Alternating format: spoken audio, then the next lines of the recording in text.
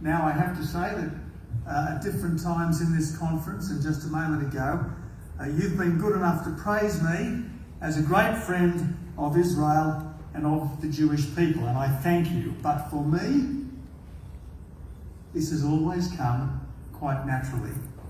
Now, no one is perfect. Australians aren't perfect. Catholics aren't perfect. Members of Parliament certainly aren't perfect, and Jewish people, I'm sure, aren't either. But what, I ask, is not to admire in a people who are family-minded, hard-working, education-conscious, and artistically and commercially creative, way beyond the average, and you've had to be, to survive millennia of persecution. And what's not to respect in the only country in the Middle East which is a functioning, liberal, pluralist democracy? And sure, like every other government, the government of Israel sometimes makes mistakes, even grievous ones. And the leaders of Israel sometimes get it wrong, even badly. That's why arguments rage and governments change, and leaders sometimes even go to jail here, which is as it should be in any decent country that wants to learn from its mistakes and do better next time. And given the unique horrors that Jewish people have been through within living memory, what is there not to accept in a state that is dedicated to the survival and flourishing of such a remarkable faith and a remarkable people? And once established, why shouldn't this state of Israel, have the same right and duty to protect its own and to keep its character and to preserve the best traditions as any other country on earth?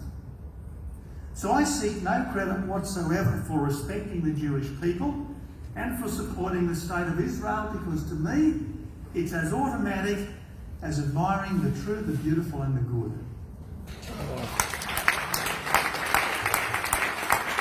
And there's something else too. That very Australian trait, those of you in the audience who have spent time in Australia will understand, that very Australian trait of support for the underdog.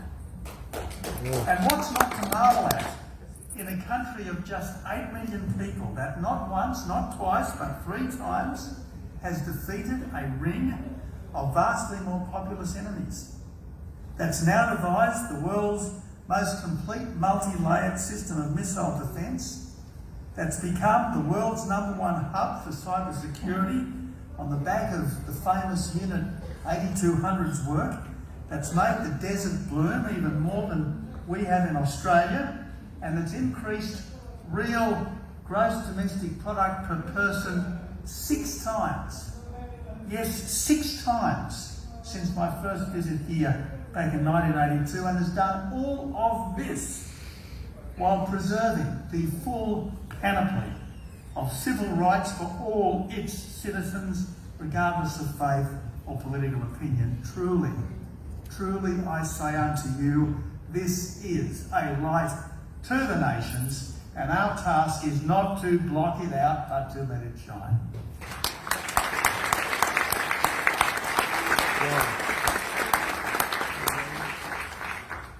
You are a people of all people and a country of all countries to be emulated, not envied.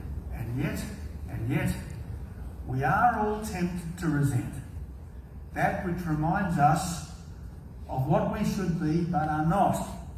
And that, I'm sure, is what lies at the heart of anti-Semitism. Invariably, when Jewish people and the state of Israel are hated, they are hated not for what they have done wrong, but for what they have done well. Now, some years ago, an Australian journalist friend was interviewing the then President of Israel, who regaled him, so he told me later, with such a litany of danger that my friend was moved to say how sorry he was that Israel faced so many enemies. Oh well, said the President, it could be worse. We could have the problems of New Zealand. But what possible problems, my friend asked, does New Zealand have? Boredom, terrible boredom.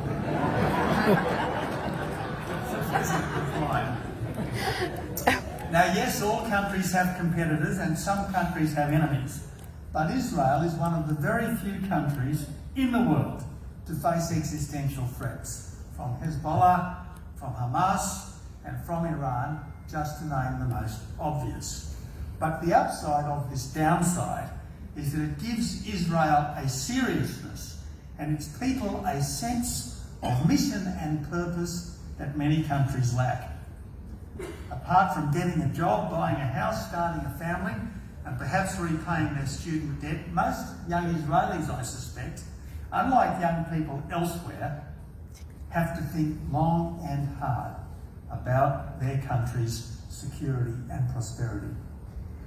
After all, ultra-Orthodox and Israeli Arabs aside, they all have to serve in the armed forces full-time for 2 or 3 years and then in the reserves for years afterwards, precisely because very few of Israel's neighbours officially accept its right to exist, despite the much closer unofficial ties that it now has with many of them.